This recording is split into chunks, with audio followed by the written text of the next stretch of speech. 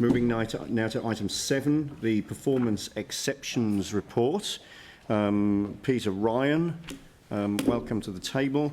And we do have unit managers available to answer any questions that might arise from this report. So, Peter, any commentary on this to start with, please?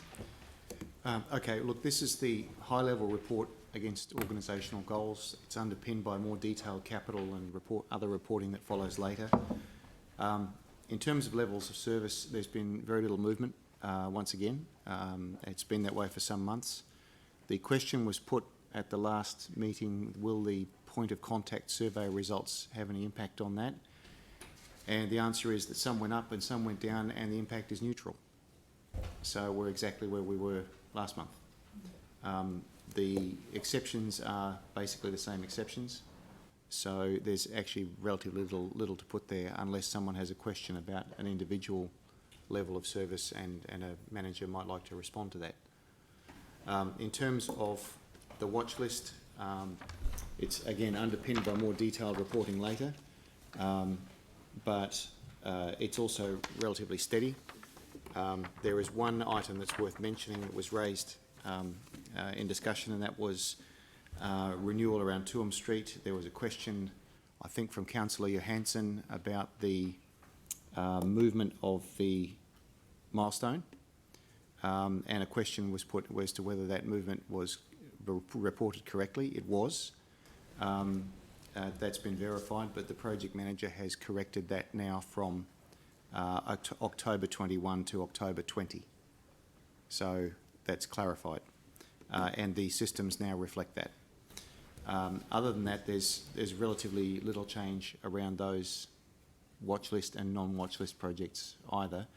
Ruth will be giving you a much more detailed report underpinning this later, but that's the high-level view against, I should stress, plan, initiate and execute phases over all years as opposed to just the current year. And that's probably the least one of these reports has ever had to report in terms of change or volatility since last month or the month before. Thank you for that. There are a number of these where the annotation is waiting on annual survey results. We've obviously got the resident satisfaction survey and the point of contact survey, which then inform the results against these. Obviously, information you've referred to already from the point of contact survey. So information from those surveys, or at least that one, is to hand. When will that be reported? And when will these tables be populated with that information? The second phase, the resident survey material, isn't available yet, and managers don't have that data. What we normally do is, rather than release raw data to the councillors or the community, yep, is tabulate those results, find out what's the drivers underneath them, present graphs that show the trend, and give councillors a briefing with the entire pack and what's going on underneath the data towards the beginning of May. Okay. The raw results of point of contact are known, and we were hoping they might impact on these results, but the entire package with its drivers is first week of May, which is the normal timing every year. Which is great, and that gives us the opportunity to consider anything that comes out of that in time for the annual plan, which is excellent. Great, thank you for that. Are there any further questions for Peter? Jimmy. Particularly regarding the some of the target and also the survey, the page 33, the resident satisfaction with road condition, and also with the footpath condition. I'm not sure, for instance, like a road condition, target is 39%, but the survey is only 27%. But we particularly mentioned remedial actions only per year is increased 2 to 3%. If that's true, whether we need to consider our target need to be a proper amendment or just still focus on this target 39. Otherwise, only just 70, 2/3% only. 2/3. Okay. I'm not quite sure what you're asking of me there, but the targets are set through council at the LTP. Yes. They can be amended during an annual plan. Yes. There are very few amendments proposed in the current annual plan that's out for consultation. I guess the traditional advice is to sort this out at the LTP when the activity plans and the levels of service are presented to you by managers, to say, look, based on current performance and budget, because it's a reflection of how much you're budgeting, is the target still appropriate? And have that healthy discussion about whether it should be more aspirational or actually the budget is only this much, so we can only expect that much. Obviously the bang and the buck are linked together, so there's little point in setting a target quite high if the budget doesn't go up. So that's a debate to have as part of that whole LTP review process around levels of service. The purpose of this report is reporting against the targets which have already been set. The changing of the targets would occur through the annual plan and LTP processes. Yes, these targets are at the moment fixed by the previous LTP. Okay. Any further questions?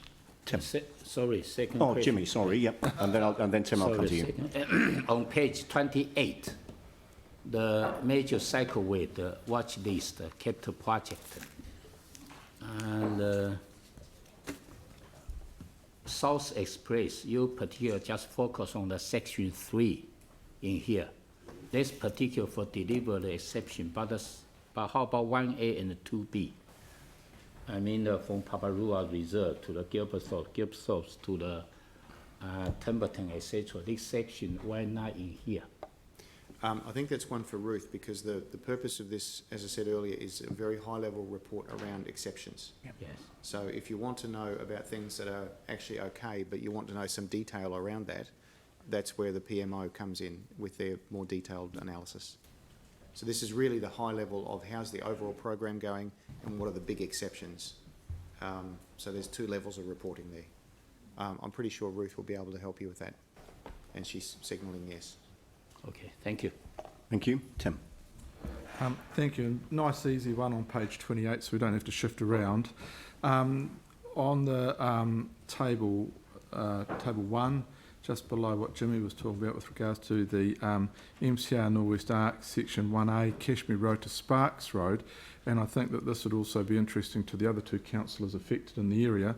We have had a lot of feedback from the community about the connection between the proposed cycleways and where we've now built the retention ponds, which is a great family asset to people to go, but it's actually dangerous to get to. So in this table, it's got, and I'm not expecting an answer now, but it would be really good for, I think, the 3 councillors to meet with staff to talk about it, because the Worsley Road, Cashmere Road intersection's been put back. This is really important, and so it would be really good for, I believe, the 3 councillors to understand the hierarchy of safety and risk and where this is on the table, because at the moment it's reading in red, will not meet baseline completion dates. So if we could have a meeting with staff at some stage to just get a heads on that, and that's Melanie Coker and Anne Galloway and myself. Thank you. Right, no problem. Thank you. Anne, did you have a question? It's similar to what Jimmy has been asking, in that we have got targets and measures that we have very little control over, in terms of, for example, increasing passenger travel on public transport. So I guess the understanding, I guess what I need clarification for is as we go into this new LTP, there'll be opportunities to actually address some of those targets that actually we are setting ourselves up for failure for in lots of ways.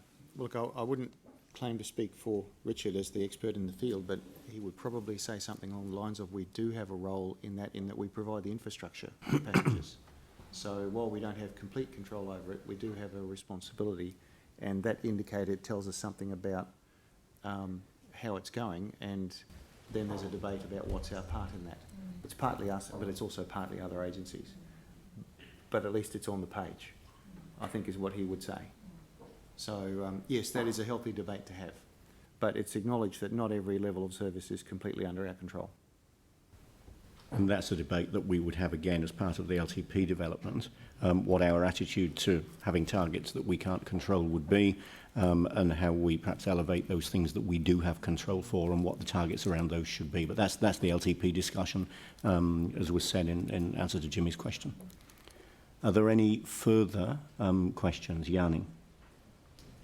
Thank you. I had several questions. One on page 32, the measure around reducing the number of reported cycling and pedestrian crashes on the network. Our target's less than 43, and we've been advised that we've had 50 crashes. And then the narrative kind of goes on to say that we're, the delivery of the cycleways and safety improvement programs to address this issue. Do we have any actual evidence around where these crashes are occurring and what the conditions are, and whether it's related to cycleway infrastructure not being in place? I think there's someone who can answer that better than I.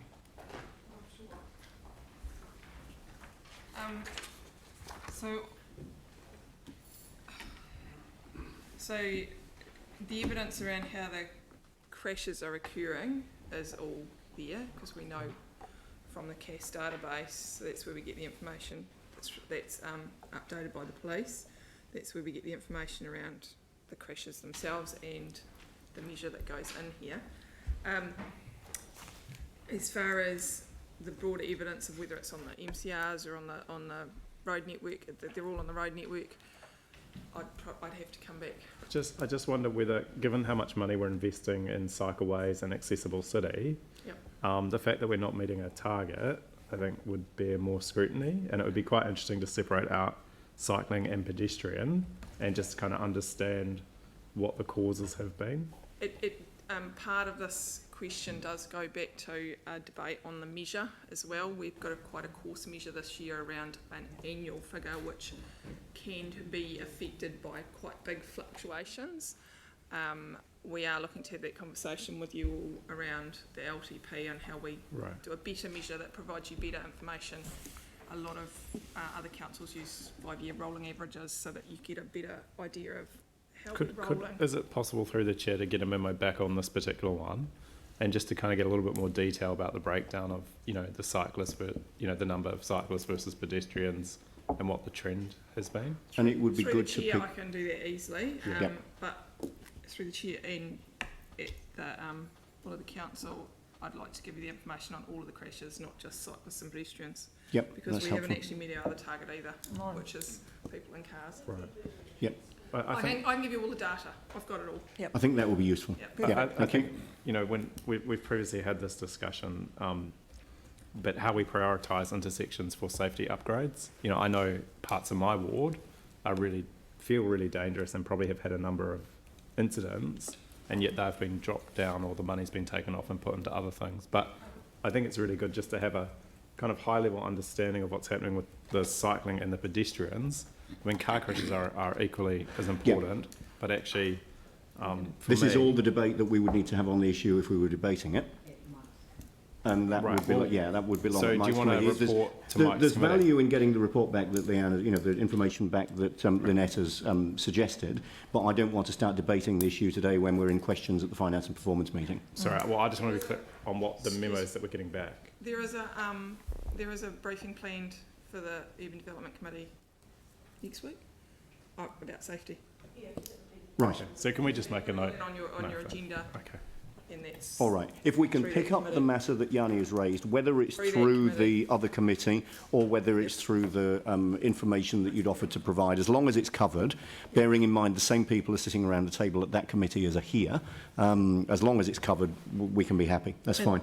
Can you make sure it's done at the briefing, so it's done at once and not several times? Yes, thank you. Great. Yanni, did you have anything further? Yeah, just on the wastewater one.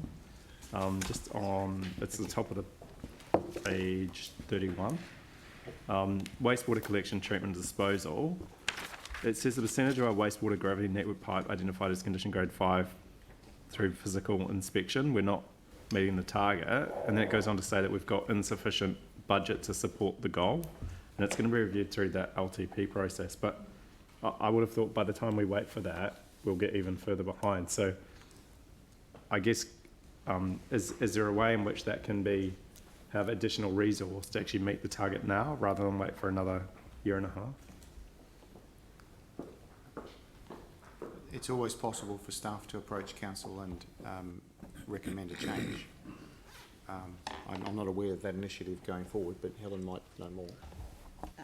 We could approach council and recommend more funding for that through the annual plan. It isn't in the draft annual plan at the moment. I'd have to go back and check with the team what the shortfall is on that. Yeah. Okay, thanks. All right, so yeah, if that can be brought back, and it may well be something that comes back as part of the annual plan process. Thank you. Yanni, anything else? No, that's it. Done. Thanks. All right. Anne, back to you. Thank you. Just a further question about the safety issues that Yanni was talking about. I believe we have a Vision Zero strategy, and I'm just wondering how that influences our levels of service going forward. Okay, that's a good chance to just quickly revisit these crash measures. They're compulsory measures set by the central government. Their purpose is somewhat clumsy in that they know that council doesn't control crashes. Their purpose is to trigger us to ask that when we look at crashes, is there something about our infrastructure that contributed to that, or was it simply human error and an accident? So while it doesn't jump off the page, but that's the purpose, is to make us question our infrastructure as a contributor to the crashes. We have no real influence over the measure, but we do set the target. So we have control over what we regard as success.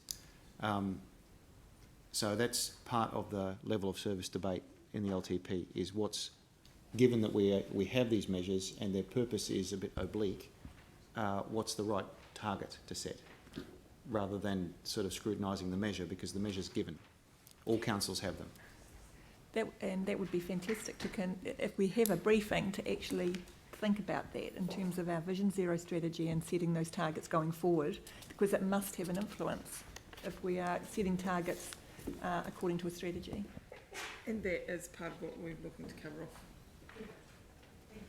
All right, thank you very much. No further questions? All right, now I'm happy to move this. Do I have a seconder? Jimmy Chen. Any debate? All those in favour say aye. Against? That's carried. Thank you. Thank you. And then moving on to item 8, the capital